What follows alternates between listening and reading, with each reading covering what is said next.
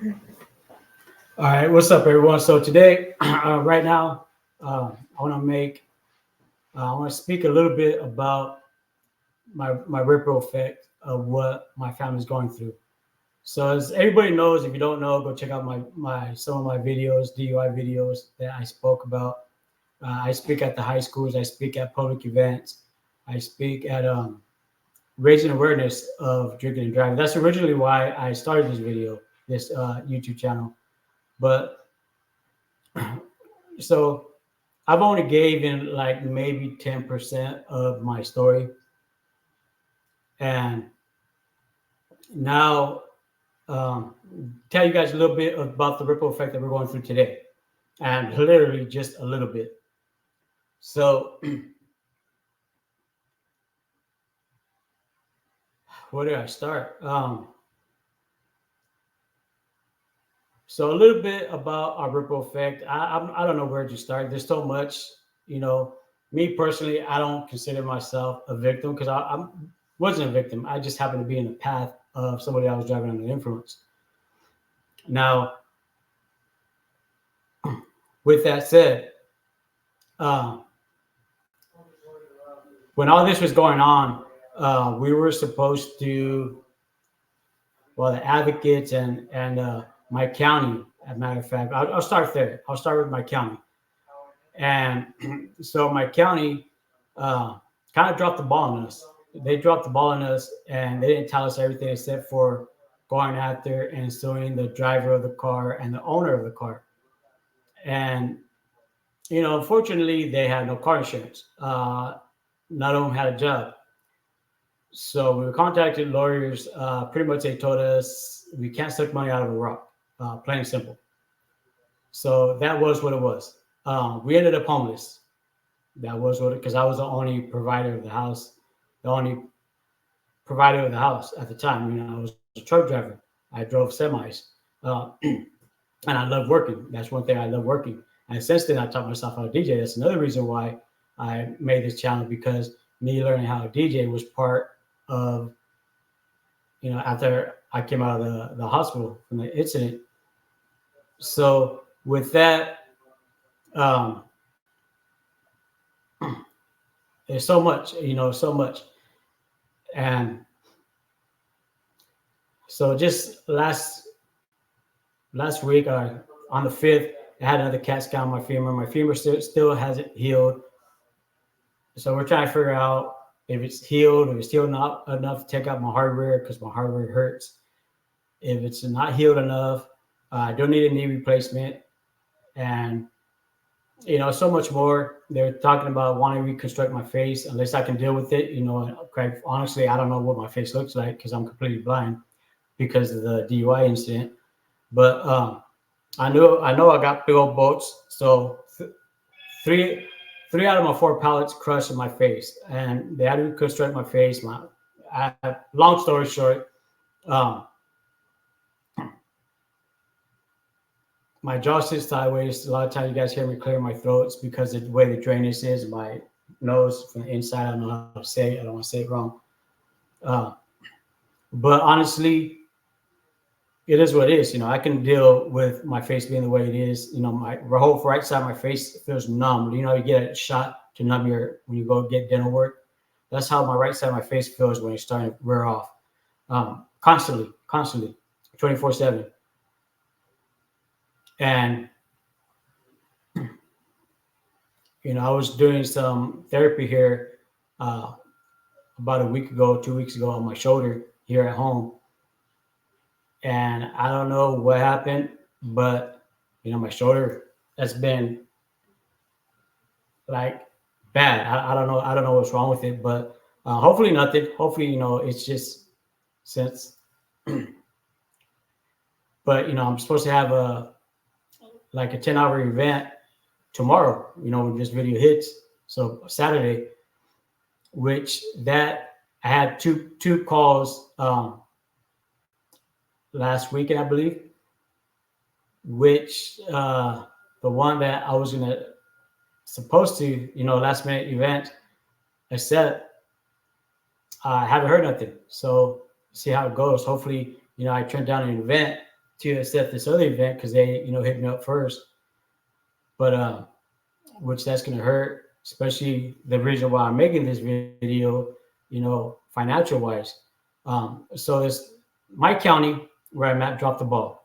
They told us we wanted homeless, and we're close to that right now. Uh, but they pretty much told us to get on welfare, and they did help us get into this house. Welfare did, not my county, not the advocates, nothing like that.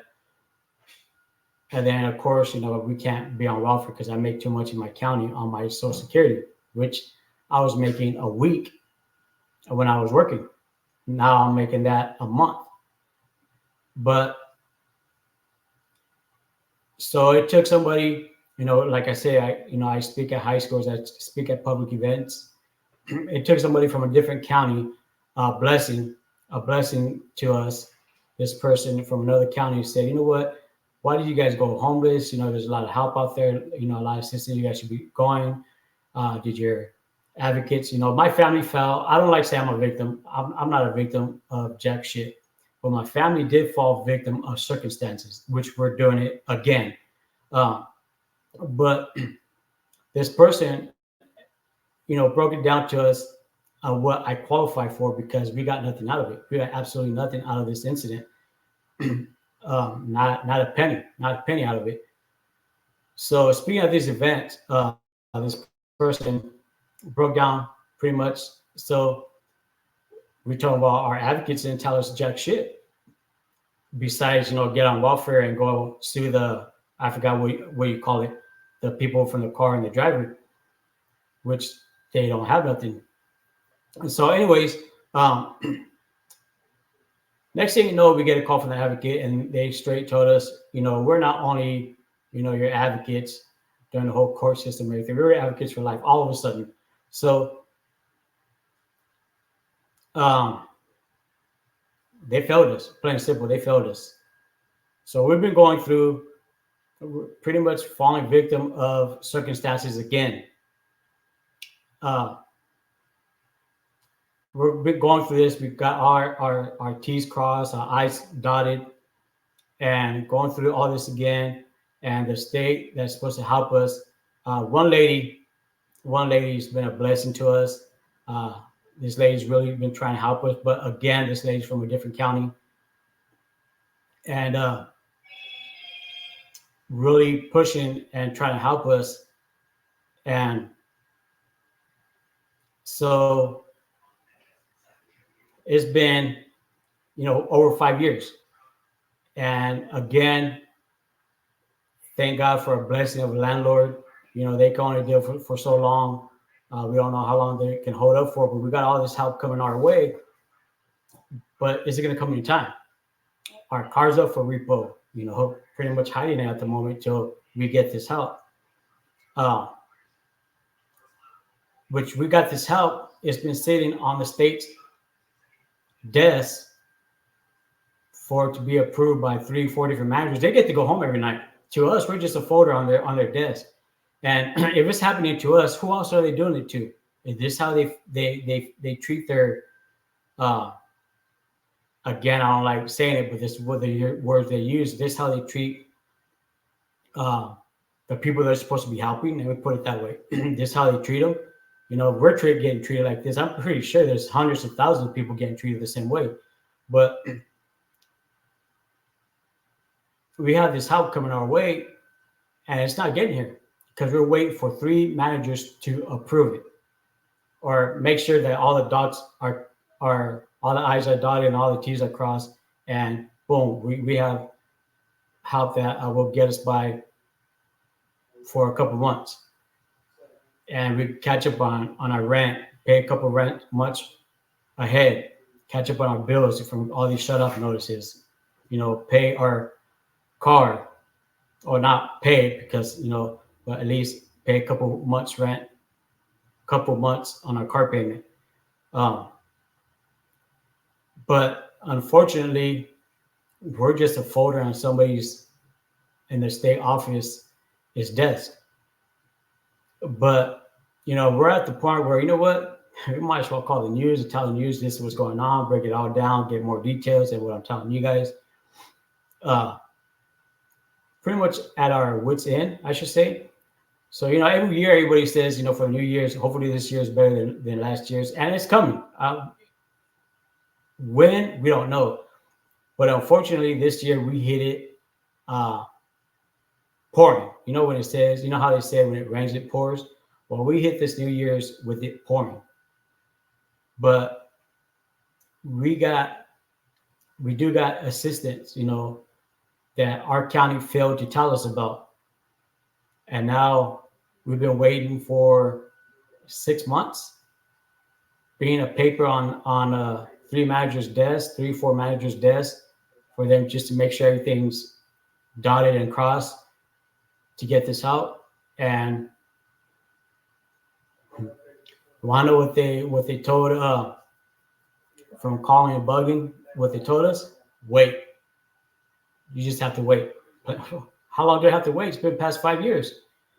But plain and simple, it's just part of my, trust when I say this, just a little part of our ripple effect. A little part of a ripple effect that somebody driving under the influence, a selfish act of driving under the influence can cause a family.